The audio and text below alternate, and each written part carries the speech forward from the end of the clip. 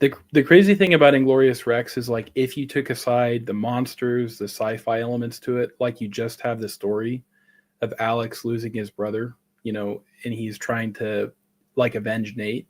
Like that alone could be a movie. But then you add like all of this stuff to it, and there's a lot of different.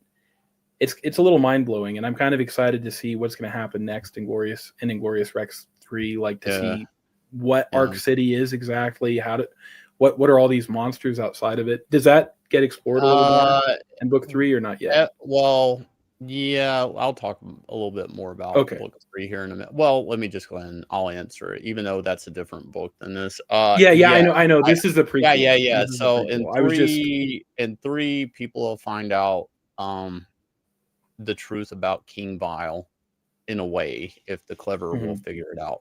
Um, and then people will find out the truth about Alex's origin, which I've purposely been hiding from the reader, Mm. and it'll probably make everything look a little bit different with him. So in this series, which is a prequel, Anatomic, we do show some stuff to do with like 232 as a sparring Rex. We do hint at some of the back history between Gunn and Nate and Little T. So I do kind of peel back or pull back the curtain a little bit on that stuff and start revealing more about that. Mhm. Everything's there in the story. It's just a matter of like If how you can I'm piece it hiding it. together. Well, I'm hiding certain Gotcha. things from the reader, but I'm also like laying a lot of groundwork for things at the same time. Uh Anatomic though is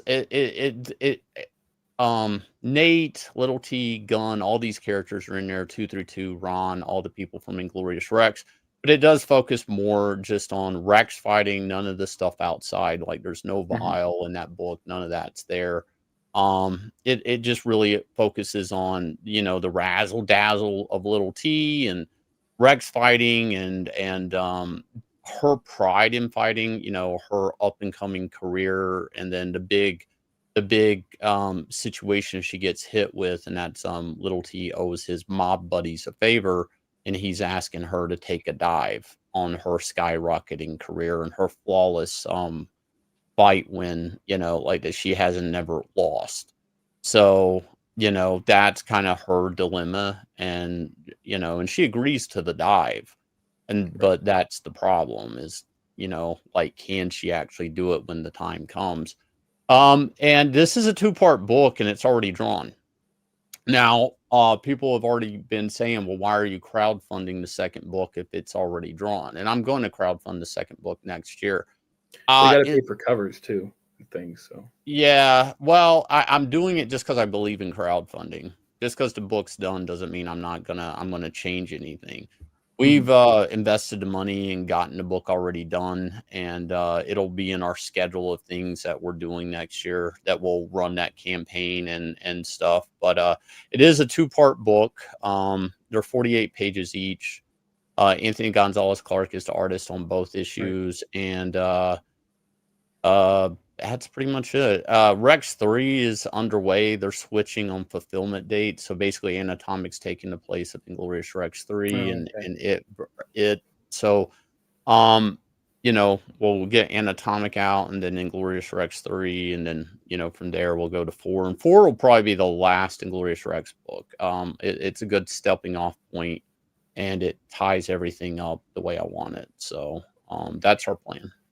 So, what inspired this book? Like, was this something that had kind of been in the back of your mind for a while, or did this kind of just come from your, like, I know you do a little A MMA on the lot of side. Yeah, wait, it came from what? Oh, I know you also do like MMA too on the side. So I don't know if Not that. MMA, Thai Oh, kickboxing. Thai A kickboxing. lot My of bad.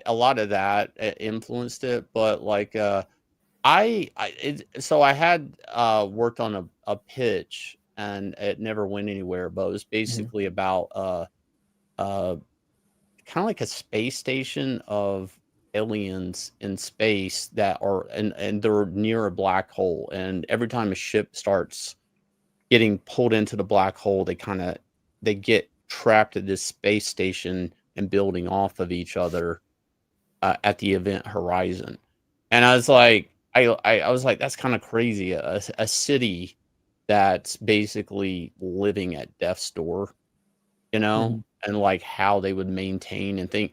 And that pitch never went anywhere. And I kind of wanted to kill it. And then I was like, I really like that concept of a city, in denial Right. of the apocalypse outside. And then I started working with it a bit. Now, the Inglorious Rex 1, I always wanted it to just be a straight, kind of brother challenging his brother's killer, rematch, story. Wanted to keep it very much focused on that. Like you can actually not read the last 3 pages of Inglorious Rex, and it actually is a one and done story. The revenge is Right. had, all of that. And then I basically go, but there's all this shit outside, I you love that know? part you have with the pigeon, Yeah. where he's like flying out of the city. And it was also kind of a funny way to sort of tie into like, yeah, the big stuff too. Um, Yeah. Well, it was symbolic of, his right. little monologue about his brother at the end. And then you just find out, well, wait, the pigeon doesn't represent his brother at all. It just represents like them inside and the death that's outside. Right. So, Because it's so minuscule in comparison. Yeah. yeah, and it was just a weird way to end the book. It was like a weird Twilight Zone thing. You think it's all about the monsters on the inside in this combat sport, but it's like, wait, they're this isn't the real world that they're in, and everything's fucked up on the outside. It was just like that weird. I don't know. It's like if I could literally cut those 3 pages off, and it's a one and done book. Yeah. But that's how I wanted it. And I still do with Anatomic. Like it's focused on her story, her problems, her antagonist, her Hmm.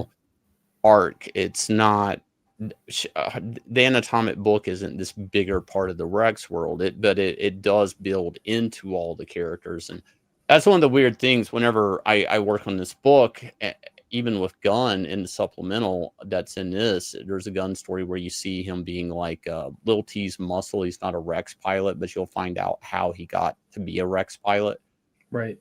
I I'm like I want these characters all to come from a different place and Hmm. different motivations, but they're all kind of the same motivation. They want to Yeah. be rock stars of Arc City. They want to be the best of the best, but they all have kind of different reasons for being a fighter or motivations in their life that drive them to be a fighter. There was like I think it was like a boxing documentary I was watching. I think they were talking about fighting Tyson or something like that. I can't Hmm. remember. I've watched so many. But one of the boxers in there, a British guy, he was white. He goes, "You'll never see a rich white kid be a boxer," which he was wrong. We got Jake Paul. But Oh yeah. yeah, he was Well, I wrong. But the way is he Jake said Paul. it, he basically was saying every boxer has their own beast, like their own Right. battle, their own motivation that set them on the path of being a boxer. Yeah. So he was kind of saying, look at Mike's life. I mean, it made sense at the time, but it, so like I've kind of always attached that type of duty to every character, even if it's not coming off in the story, that I have a Bible or a backstory or a reason Gunn is a Rex pilot and not just Lil T's muscle. Like, why does Right. he even want that? Like, why did Lil T even give him this? And where does that go? Like, why? And a lot of people never understood, like, well, I don't understand why the monsters are fighting one another when they could all team up for what's outside. Although I told them evolutions and all of this. And, in 2, we show why, the resurrection program and all that. I mean, Hmm. everything's figured out. It's just a matter of how I'm presenting the information to the reader. I want Right. people to always have like a nice cliffhanger at the end. That's one of the things I loved about Jeff Loeb as a writer is he was Hmm. always able to kind of pull people into the next issue on most of Yeah. his runs. So, I also liked his ability to kind of like play with words a lot, yeah. especially like with Hush. It was like, oh man. Yeah. Well, Yeah. yeah, I mean, I'm not saying Hush is the best thing written, Sure, but sure, he sure, sure. No, sure I as know shit that. had at the time, he had people hanging on the edge of their seats every Right. issue. You know, he knew how to play a crowd. For the longest time he did, even when he went to Marvel and did the Red Hulk stuff. He still knew how to play a crowd, you know? So, like, you know, is he the best writer in the world? No, but he knew how to, you know, hook the reader, you know, into the next issue. And that's kind of like a skill that's almost lost today in comics. Do we see Anna's Rex get her like harpoon claws in this, No, or is that part not two? well, part 2, you'll see her hit a evolution and stuff, Okay. but, it's early on, like, when this is done, it will lead up to issue 1. I Like, see. and, a lot of things will look different once you read this, a lot of things with Little T, a lot of things with Alex and, well, their relationship mainly, because in this world, like, Alex is training her 'cause he's basically his brothers died, he's sworn off of Rex fighting. Anna Right. got kicked out of the gym, because Nate kicked her out because, Mm. he found I've never told this, but, Yeah. it's kinda hinted at in 2 that basically in my head, he walked in on them making out, Oh yeah. and he got rid of her in the gym and told his dad to get rid of her because it was a Fascinating. distraction for Alex. So she hasn't been at the gym in a while. Alex and her still date. Uh,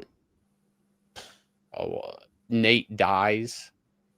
Hmm. Alex sworn off of Rex fighting with his dad. Took it, I'm never, whatever.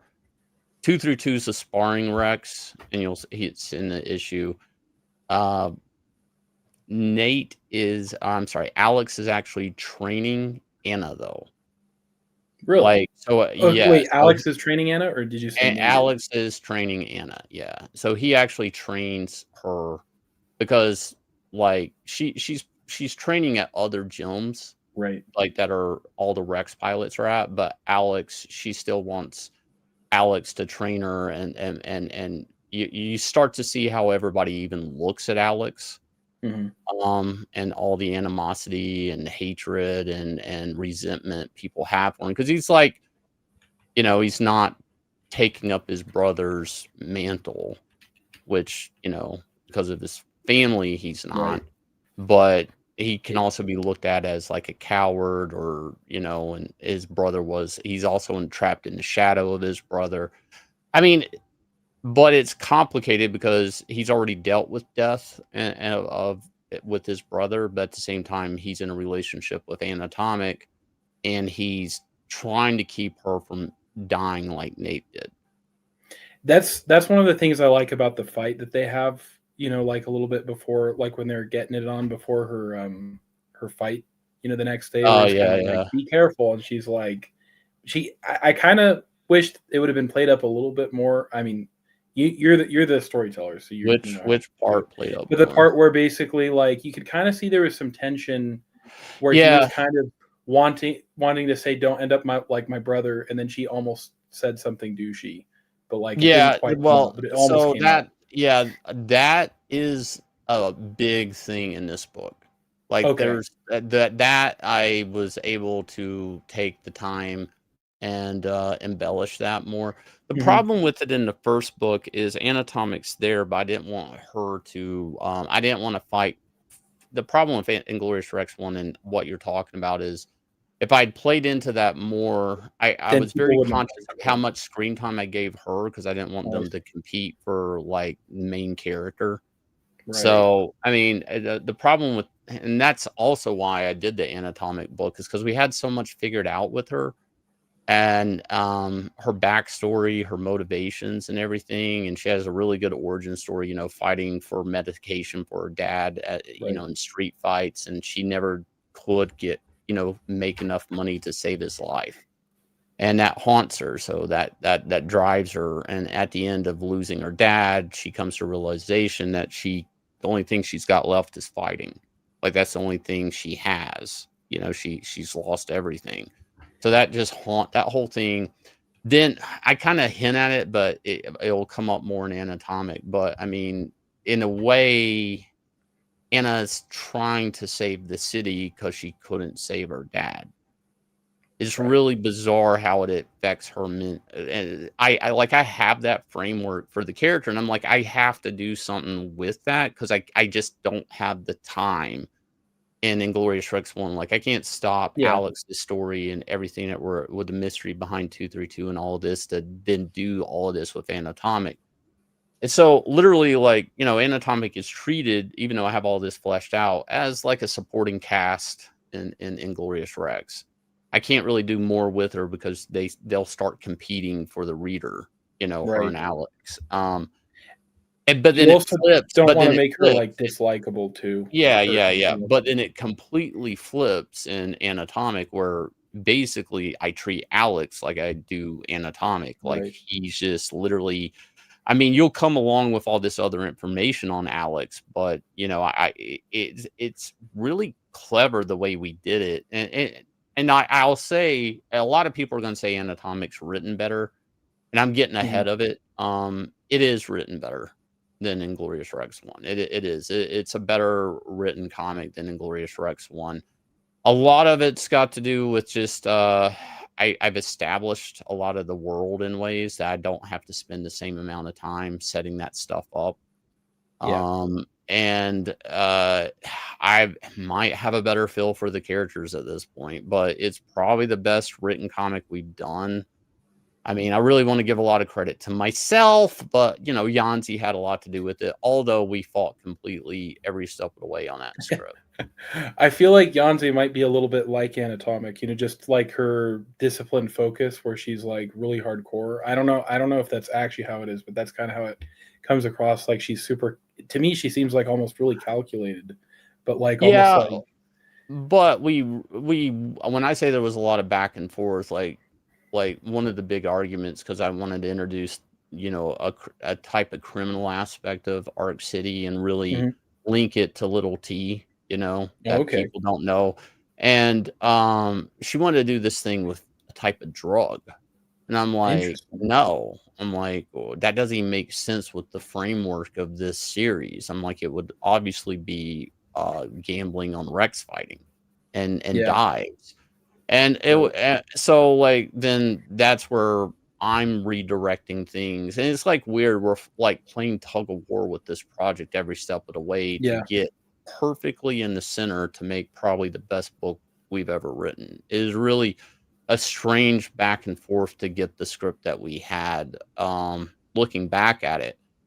And it's like I probably presented I don't know, it's got, like, the best little T moment ever. I'll never top it. Like, this Mhm. moment, is it when I all is said and done with this franchise, the moment in this book is like, I don't know, it's, like, epic. It's like that moment that's going to define that character always, is in this book, and, it's just, like, a lot of crazy stuff, but, definitely go check it out, Yeah. guys. I'm not trying to make this into a shill stream.